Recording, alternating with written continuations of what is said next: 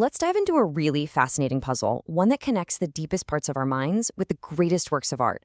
We're going to explore how the wild, chaotic symbols from our dreams somehow transform into the profound, moving symbols we see in masterpieces.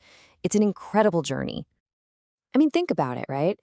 In the middle of the night, your brain just cooks up these bizarre, sometimes scary images that don't make a whole lot of sense. But then you stand in front of a powerful piece of art, and the symbols in it feel intentional, universal, like they're speaking a language we all understand. So what is the connection? How does one become the other?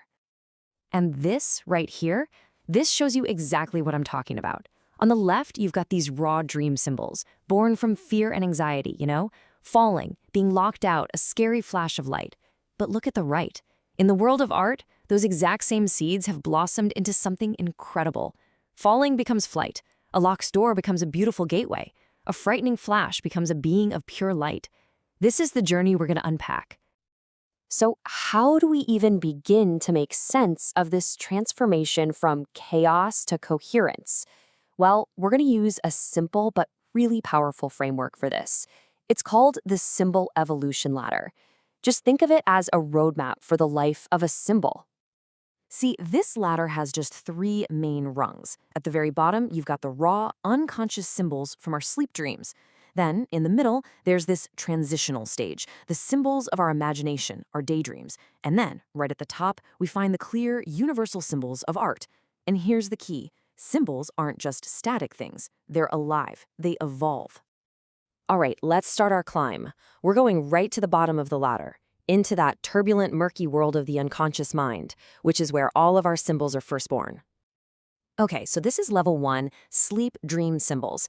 The best way to think of these as emotional static. They're just bubbling up from all this unresolved energy and feeling. They're fragmented, they're intense, and they often make zero logical sense because they're coming up raw without our conscious mind there to organize them.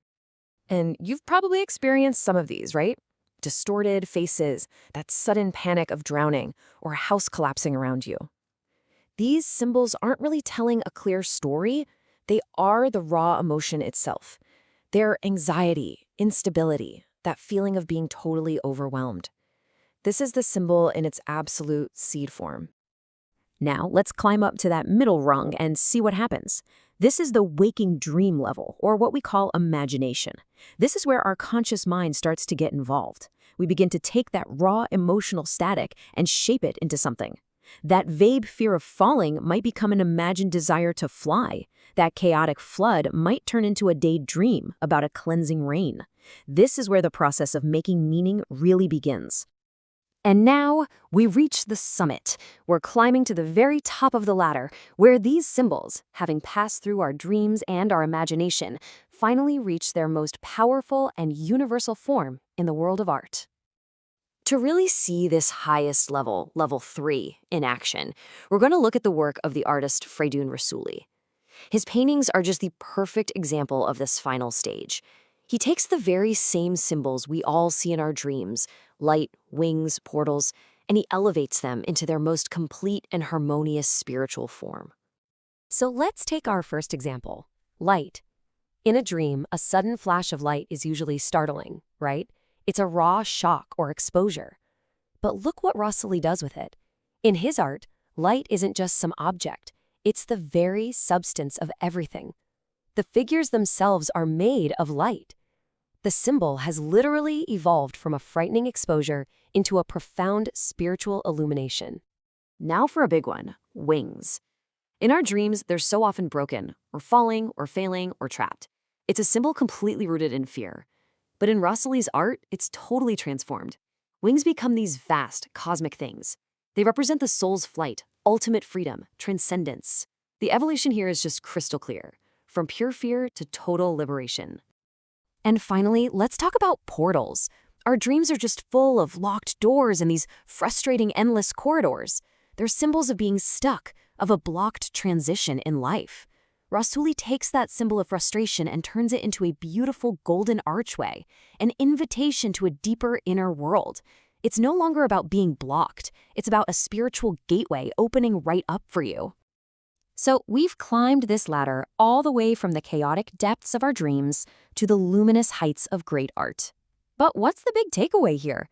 I mean, why does understanding this journey actually matter to us? Well, the most crucial point is that this is all one unified system. Dreams, imagination, and art, they're not separate worlds. They're just different stages in the life of a symbol. Dreams show us the raw emotional seed. Our imagination starts to nurture it and give it shape. And then great art shows us what that seed can become when it finally blossoms into a universal truth. It all really comes down to this one powerful idea you see on screen. Art does not invent symbols, it completes them. Artists aren't just making stuff up out of thin air. They're tapping into this symbolic vocabulary that we all share, and they're bringing those symbols to their highest, most complete, and most meaningful conclusion. And this, for me, is the most empowering idea of all. That chaotic, maybe even terrifying symbol you had in a dream last night, it's not just random noise. It is the raw, unrefined seed of the very same universal ideas that you see hanging in museums and galleries. It's literally the starting point of a masterpiece. So the next time you wake up from a really strange dream, don't just dismiss it. Ask yourself this question. If that feeling of falling is the seed of liberation, if that locked door is the seed of a gateway, then what are your dream symbols trying to become?